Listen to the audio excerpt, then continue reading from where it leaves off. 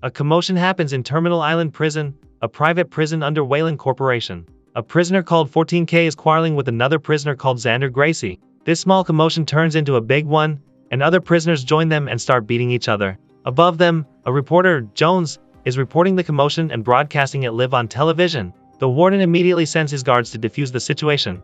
In another place, a mafia boss named Kane orders one of his best subordinates, Lucas, to rob a bank.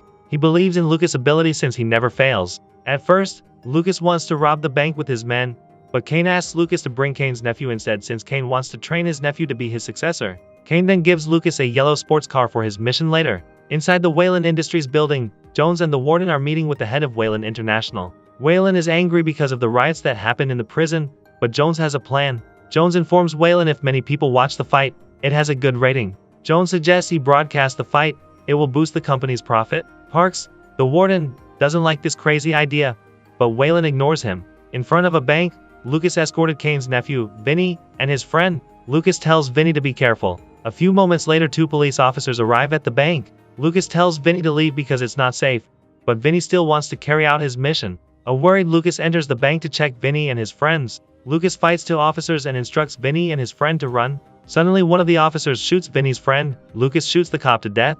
They quickly escape from the bank, and later their car is chased by the police. Unexpectedly, Vinny takes out a grenade and blows up several cars. An angry Lucas tells them to get out of the car. Since Vinny is Kane's nephew, Lucas will take responsibility for this mess. Meanwhile, Kane is furious after learning that they failed to rob the bank and now the TV stations are broadcasting about the chase. The police are pursuing them with helicopters. Lucas is trying his best to outrun them, but then he reaches a dead end. In the end, Lucas is arrested by the police. 6 months later, Lucas is transferred to Terminal Island Prison. On the bus, Lucas gets acquainted with a new inmate named List. Lucas protects List from being beaten by the other inmates. Lucas still refuses to speak about Kane's involvement in the robbery. Although the court has guaranteed that Lucas will be pardoned if he tells them the truth, Lucas is adamant that he will take full responsibility for this. Vinny meets Kane at his house. Vinny tells him if Lucas hasn't said anything to the police, Kane is safe. But Kane orders Vinny to kill Lucas. He knows that Lucas is loyal, but he does not want to take any risks. In the prison, Lucas is invited to watch the gladiators fight in the prison. List informs him that if the show is broadcasted live by Wayland Corp, the show has been going on for a few months. The event is hosted by Jones, and a few moments later the host calls one of the participants named Xander Gardy. In tonight's fight, Xander will fight a prisoner named 14K. The contestants are randomly selected weekly. They will fight to the death or until one of them surrenders. The fighters can have weapons by stepping on a marked plate in the arena. If neither participant wins, then both will be killed. The fight begins, and Xander and 14K fight brutally. Xander manages to get a weapon to beat 14K down, but when 14K steps on the plate, Jones has disabled it. Jones wants 14K to be killed tonight because the audience likes it when someone dies in the fight. In the arena, 14K surprisingly manages to turn things around and corner Xander. But instead of killing him, 14K says that Xander has surrendered, which means the fight is over. Jones is angry seeing 14K doesn't kill his opponent, making the show's ratings drop drastically. After the show, Wayland meets Jones in prison.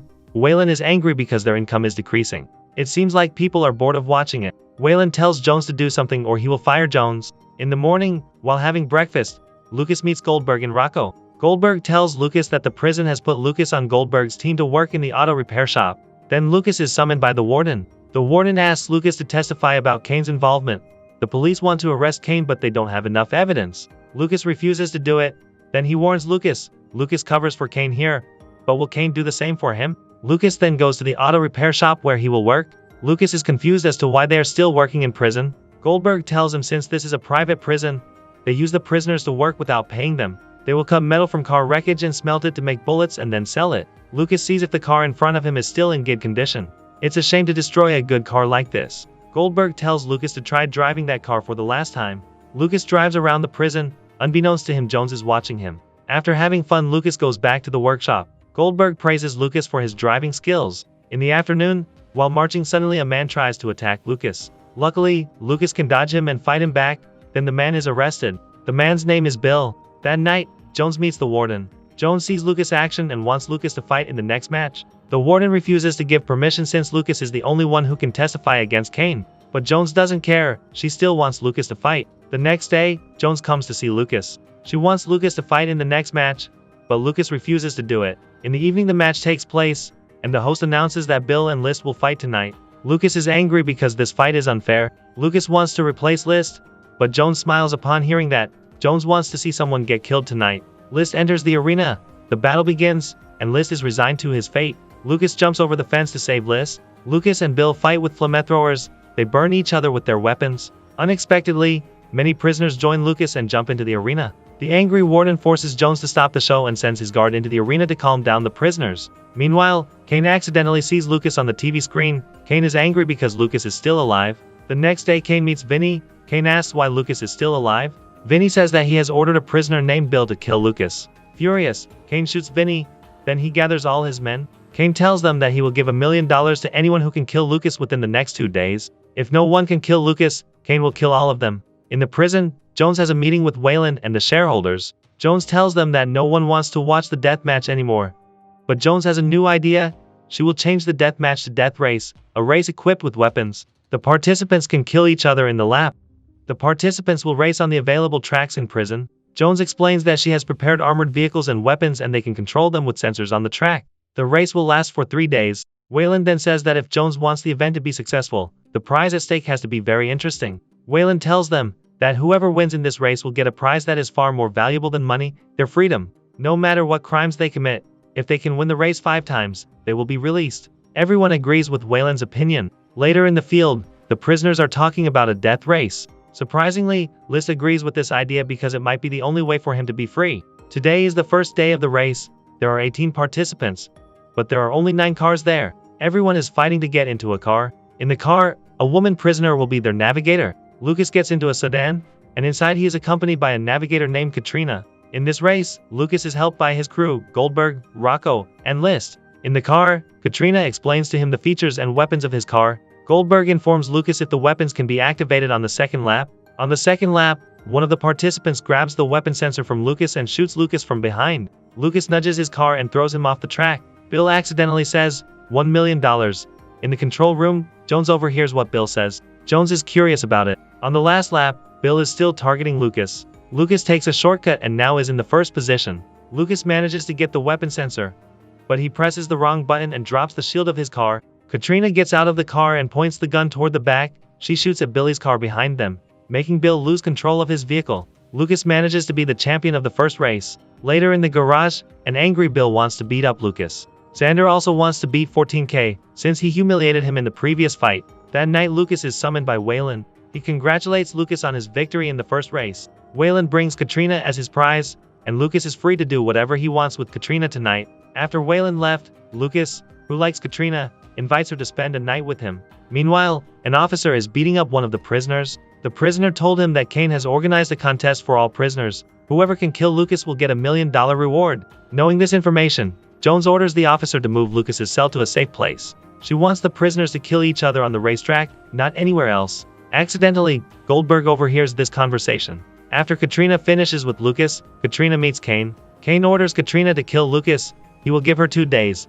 If she succeeds, Kane will free Katrina from the women's prison. But if Katrina refuses, Kane won't hesitate to kill her. The next day, Wayland, who is satisfied with Jones' performance, fires Parks and replaces him with Jones as the next warden. In the afternoon, the second day of the race begins. On the track, Goldberg warns Lucas about Kane's contest. Goldberg tells Lucas to be careful, but Lucas doesn't believe him. He thinks Kane won't do that to him. In the car, Katrina watches him intently. The race starts. Bill immediately tries to hit Lucas' car. Everyone is targeting Lucas as soon as they get their weapons. Lucas throws a smoke bomb at a contestant behind him. That man is surprised to see the smoke, and his car is flipped. When he tries to overturn his car, Bill hits him from behind, killing him instantly. In the front, Xander is targeting 14K. Lucas passes by and sees Xander wanting to shoot 14K. Lucas realizes that 14K is the only one who doesn't try to kill him.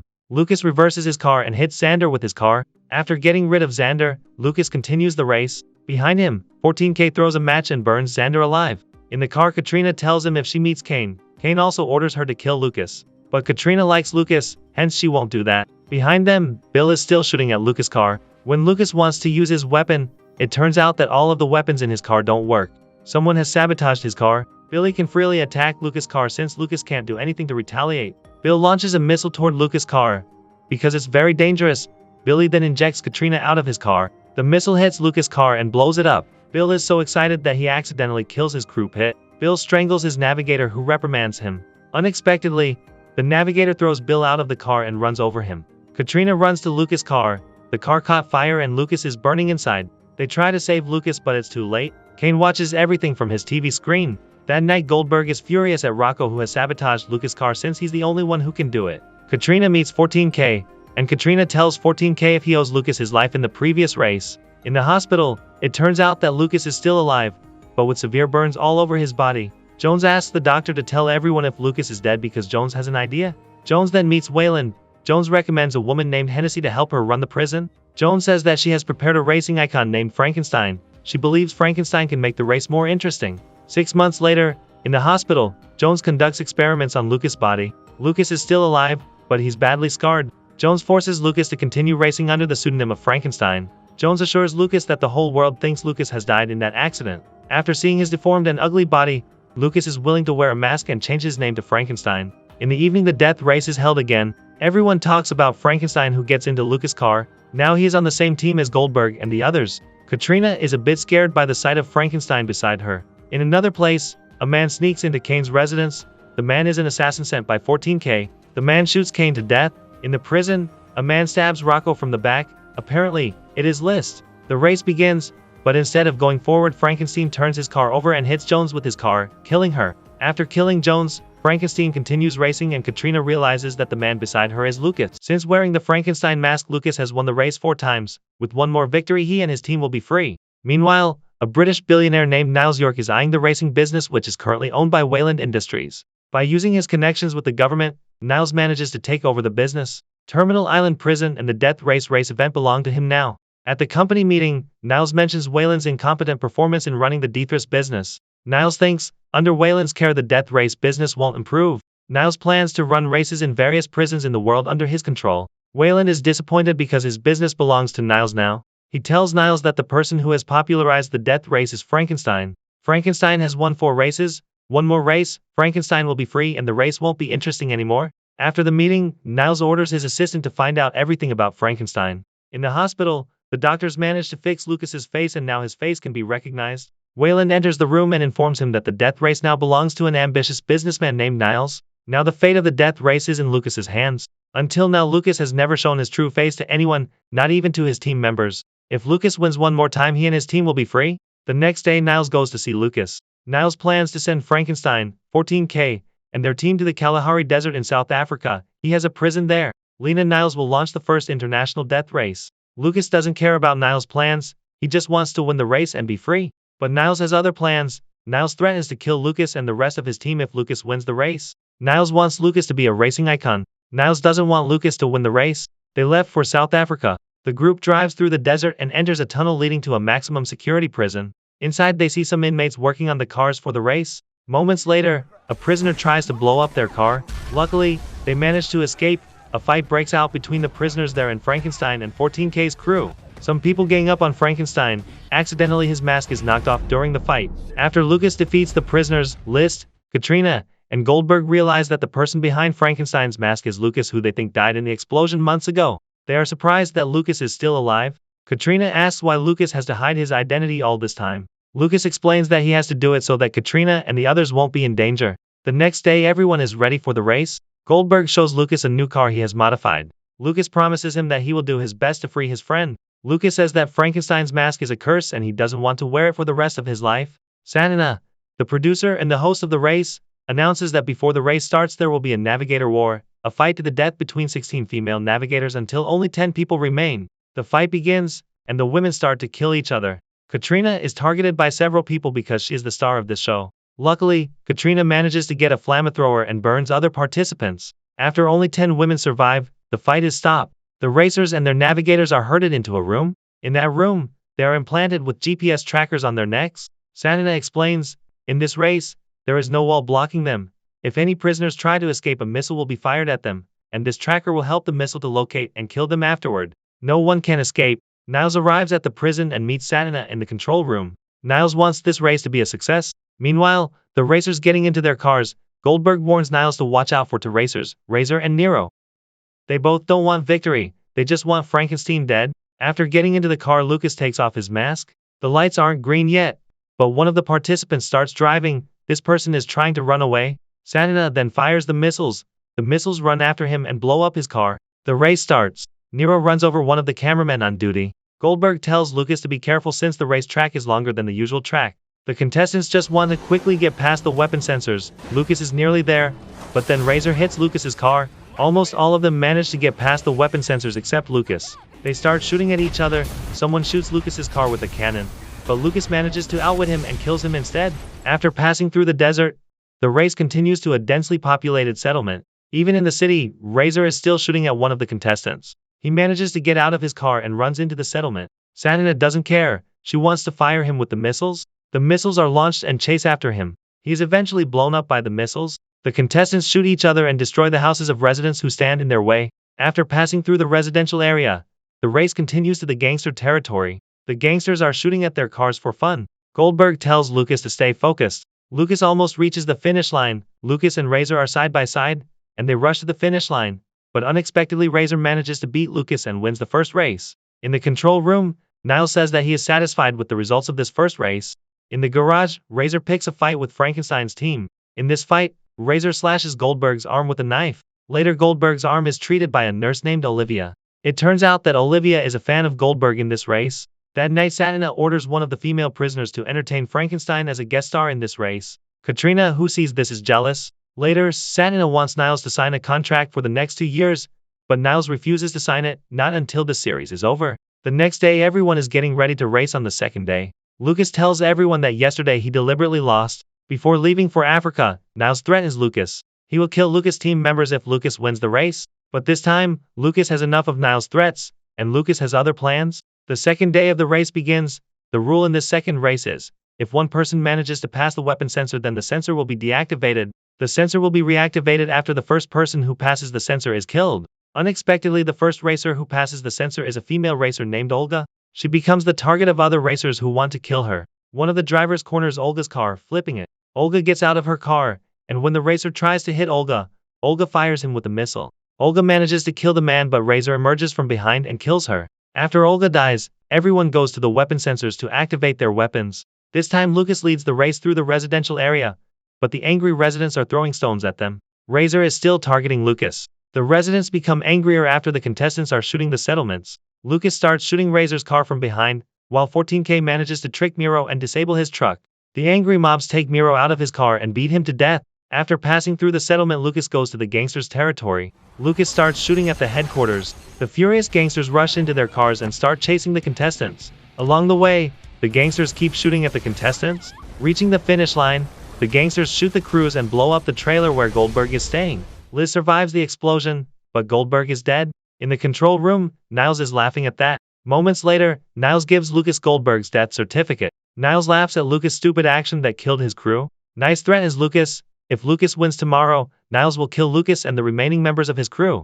That night Satina sees a message on Niles' cell phone. He plans to replace her with someone else to host the death race. Satina is upset with the decision. Niles wants to control the race, and he doesn't want Satinato to be involved in his plan. In the prison, Katrina is assigned to clean up duty. Katrina approaches Lucas and asks Lucas if he slept with another woman last night. Lucas says he didn't do it, since he loves Katrina. The next day everyone gets ready for the third day of the race. In the control room, Niles tells his men to prevent Lucas from winning the third race. The race begins. At the beginning of the race, Razor immediately starts shooting at Lucas's car mercilessly. Razor tries to keep him away from the weapon sensors. Razor shoots one of the participants' cars.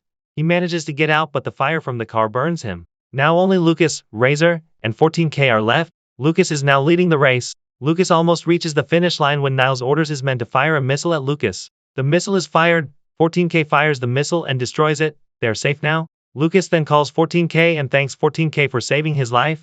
14K recognizes his voice. 14K replies that he repays his life for a life debt from the previous race. Knowing Lucas is still alive, Niles is panicked and orders his guards to kill Lucas. Lucas fights against the prison guards. Lucas shoots the guards and kills them one by one. As he is about to reach the finish line, Lucas stops his car. Lucas lets 14K win the race. 14K is confused. Lucas then heads to the control room where Niles is watching them. Niles wants to escape, but Satina handcuffs Niles to the table since he has betrayed her.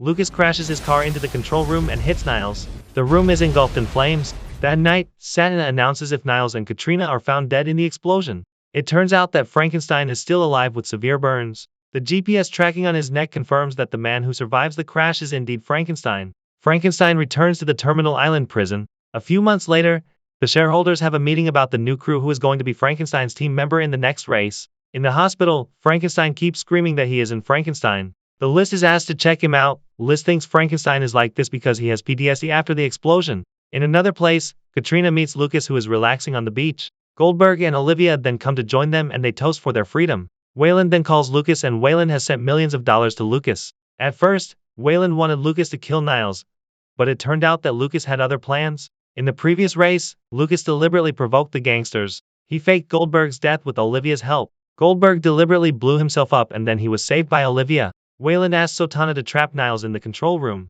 Before the crash, Lucas and Katrina secretly ejected themselves from the car. Later in the clinic, Olivia removes the GPS tracking from Lucas and puts it on Niles' neck. Now, everyone thinks Niles is the real Frankenstein. When Lucas and the others wanted to escape, Liz chose to stay since he wanted to make sure that their plan went smoothly. Goldberg tried to ask Liz to join them but Liz still refused. Tearfully, they said goodbye to each other. Lucas manages to escape and transfers Frankenstein's cursed mask to Niles. The US economy is spiraling out of control. Unemployment is everywhere. Even though the police force has been strengthened, the crime rate has skyrocketed. This forced the government to build a massive prison, and closing 138 square miles of a condemned factory town. This prison is operated under Wayland International and is being used as an alternative to the increasing number of death row inmates. This place is called the Sprawl. This prison is ruled by convicts who act as they please. The convicts revive the death race to determine who will be the ruler of the Sprawl. This race is illegal and deemed immoral by the government. Inside the Sprawl, the death race is being held.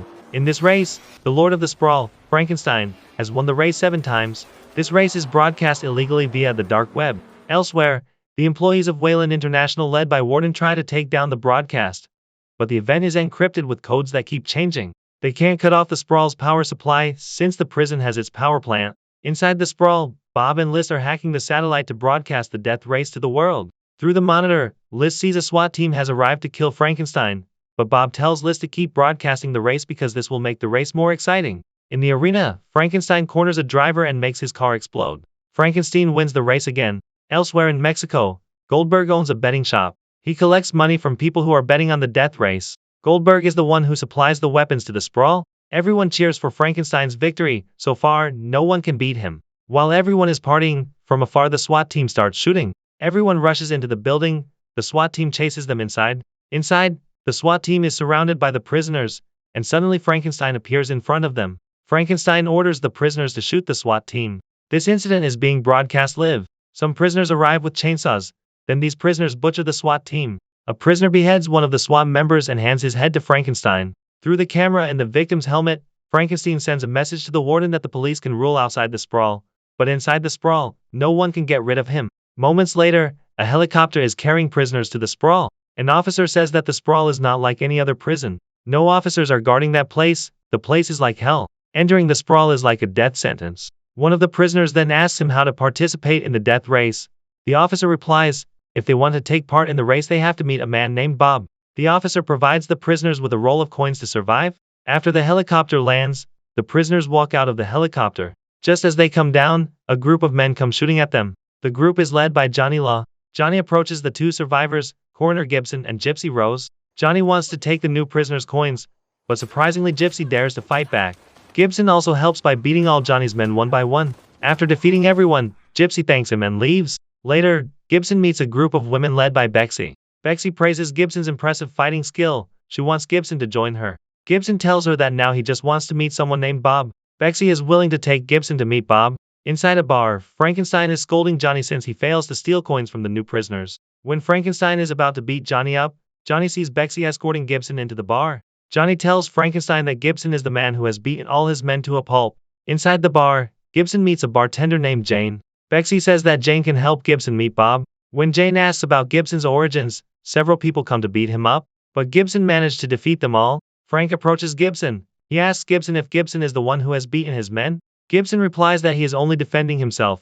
It's not his fault if all of Frankenstein's men are suck at fighting. The angry Frankenstein then leaves. It turns out that Bob is sitting next to Gibson. He is impressed because it seems like Gibson is not scared of Frankenstein. When Bob and Gibson are talking, a truck carrying food supplies is looted by the hungry inmates outside. Bob informs him that the entire food supply at the Sprawl is controlled by Frankenstein. He keeps the residents hungry to control them. Frankenstein's men are seen shooting at the inmates who are trying to get the food supply. Bob invites Gibson to watch a qualifying match for the death race. It's called Death Match. Gibson meets List in the match. List tells Gibson, the only way to enter the death race is to win the death match. It turns out that Gypsy is participating in this match. In this race, the participants ride a motorbike, but if they fall from their motorbike, other inmates will appear and beat them to death. The participants try to kill each other. Someone knocks one of the participants off his bike, and then they beat him to death. Then the remaining two participants will fight each other, one-on-one. Gypsy Rose stabs her opponent viciously. Gypsy manages to qualify for the death race. After the game, Bob tells Gibson not to join this race if he doesn't have guts. Jane appears and invites Gibson to stay in her house since Gibson has nowhere to sleep. In her house, Jane asks Gibson if he wants to sleep with her, but Gibson refuses her advance. Jane smiles and lets Gibson sleep on the couch alone. The next day, the List takes Gibson to see Bob's factory. Bob produces his fuel here. That's why Frankenstein doesn't bother Bob. Bob is willing to supply the Sprawl's fuel needs, and in exchange, Frankenstein makes sure he has enough food and safety. Gibson says that he is very ready to enter the death race. Bob laughs at that and tells Gibson to get ready for tonight's death match. In the evening, everyone gathers to watch the final death match. They fight over one remaining car key to participate in the death race. List contacts his old friend, Goldberg. List asks Goldberg to send some weapons and equipment supplies to the Sprawl. List also tells him about Gibson. List believes that Gibson can make the betting market more interesting. The death match is broadcasted live on the dark web. The rule is quite simple. All participants have to fight to the death to get a car key in the middle of the arena. The match starts, and everyone runs toward the center of the arena. Some bombs have been planted in the ground. They will explode if you step on them. The participants fight each other ruthlessly. Gibson manages to beat them all. He also gets the car keys. But then, he has to face the Butcher, a huge man carrying a sledgehammer and sickle. He immediately attacks Gibson. This guy seems pretty strong and can withstand Gibson's attacks. Gibson has a hard time fighting him, but he won't give up that easily. In the end, Gibson manages to defeat him. Frankenstein watches everything from afar. He orders his men to bring Gibson to him. In his room, Frankenstein asks Gibson why he participates in the death race. If Gibson wins, he will become the ruler of the Sprawl. Gibson replies if he hasn't thought about it, he just wants to join the race. Hearing his answer, Frankenstein is confused. Frankenstein tells Gibson that the Sprawl is created as an alternative to the death penalty. In this hell-like place, the death race gives anyone a chance to become king. Frankenstein can survive because he has the ambition to become the ruler of the Sprawl. Without that ambition, no one can survive in the death race. After leaving Frankenstein's residence, Gibson is picked up by Bexy. Later in the car, Bexy tells him that she despises Frank because Frankenstein has killed the people closest to her. Gibson replies that maybe he can make Bexy's wish come true in the race later. Gibson then returns to Jane's house, and he thanks her for everything. Gibson tells him about his past.